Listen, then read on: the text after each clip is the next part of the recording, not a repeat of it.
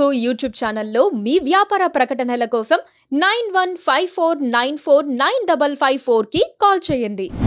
Hello everyone, welcome to KGB Telugu. AP ఎన్నికల్లో కీలక ఘట్టానికి శ్రీకారం చుట్టారు వైసీపీ అధినేత జగన్మోహన్ రెడ్డి. ఎన్నికల ప్రచార భేరీ మోగించిన జగన్మోహన్ రెడ్డి తన సొంత జిల్లాలో ఎన్నికల సమరానికి శంఖం పూరించారు. తొలి సభలోనే విపక్షాల ఆరోపణలకు తిరుగులేని సమాధానాలు చెప్పారు జగన్మోహన్ రెడ్డి. వైఎస్ వివేకానందరెడ్డి హత్య ఘటనపై టీడీపీ చాలా కాలంగా చేస్తున్న ఆరోపణలకు మొదటిసారిగా జగన్ కౌంటర్ ఇచ్చారు. అలాగే విశాఖ డ్రగ్స్ కేసులోనూ టీడీపీ వైఖరిని ఎండగట్టారు.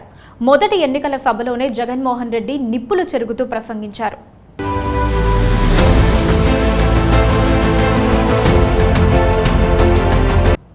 వైఎస్ఆర్ కడప జిల్లా ఇడుపులపాయలో తన తండ్రి వైఎస్ఆర్కు నివాళులర్పించిన జగన్మోహన్ రెడ్డి మేమంతా సిద్ధం పేరిట బస్సు యాత్ర ప్రారంభించారు. ప్రొద్దుటూరు దాకా యాత్ర సాగించి అక్కడ బహిరంగ సభ నిర్వహించారు. ఈ సందర్భంగా జగన్మోహన్ రెడ్డి విపక్షాలను టార్గెట్ చేసి ప్రసంగించారు.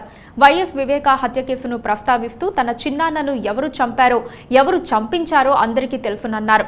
హత్య చేశానని ఒప్పుకున్న వ్యక్తి జైల్లో ఉండాల్సి ఉండగా అయిన వారి సహకారంతో అతను బెయిల్పై బయటే ఉన్నాడని పరోక్షంగా వివేక తనయ సునీతపై విమర్శలు చేశారు.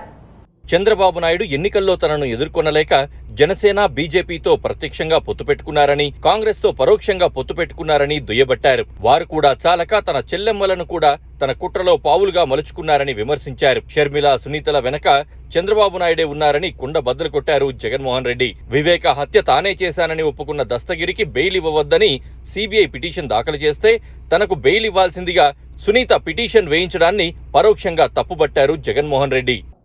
విశాఖ పోర్టులో సీబీఐ భారీగా డ్రగ్స్ ను పట్టుకున్న సంగతి తెలిసిందే. డ్రగ్స్ పట్టివేత వార్తలు రాగానే అవి వైఎస్ఆర్ కాంగ్రెస్ బే అని టీడీపీ అధినేత చంద్రబాబు ఆరోపించారు. డ్రగ్స్ పట్టుకోవడానికి వచ్చిన సీబీఐని వైసీపీ నేతల ఒత్తిడి మేరకు ఏపీ పోలీసులు అడ్డుకున్నారని టీడీపీ అనుకూల మీడియాలో వార్తలొచ్చాయి. చిత్రం ఏంటంటే డ్రగ్స్ వచ్చిన సంధ్య ఆక్వా కంపెనీ నిర్వాహకులు టీడీపీ బంధువులే. దీన్నే జగన్ గుర్తు చేశారు. డ్రగ్స్ తెప్పించిన కంపెనీ అధిపతులు చంద్రబాబు వదినమ్మ పురంధేశ్వరికి దగ్గరి బంధువులే అని ఆయన దుయ్యబట్టారు.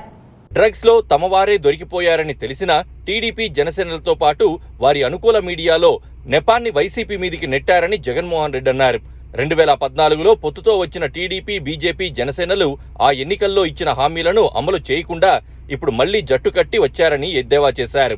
ఎన్నికల్లో ఇచ్చిన మేనిఫెస్టోను ఎన్నికల తర్వాత మాయం చేయడం చంద్రబాబుకు అలవాటేనన్నారు జగన్మోహన్ రెడ్డి. ఈ ఎన్నికల్లో కూటమి హామీలను ప్రజలు నమ్మే ప్రసక్తే లేదన్నారు. 5 ఏళ్లుగా లంచాలకు ఆస్కారం లేకుండా పేదలకు నేరుగా వారి ఖాతాల్లోనే 2,70,000 కోట్ల రూపాయల మొత్తాన్ని వివిధ సంక్షేమ పథకాల పేరిట జమ చేశామన్నారు.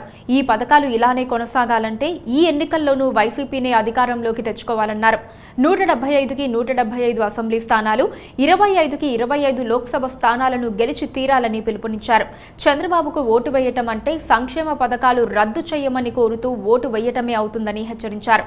4 సిద్ధం సభలు జరిగిన నియోజకవర్గాలు మినహా మొత్తం 21 లోక్సభ నియోజకవర్గాల్లో మేమంతా సిద్ధం సభలు నిర్వహించనున్నారు.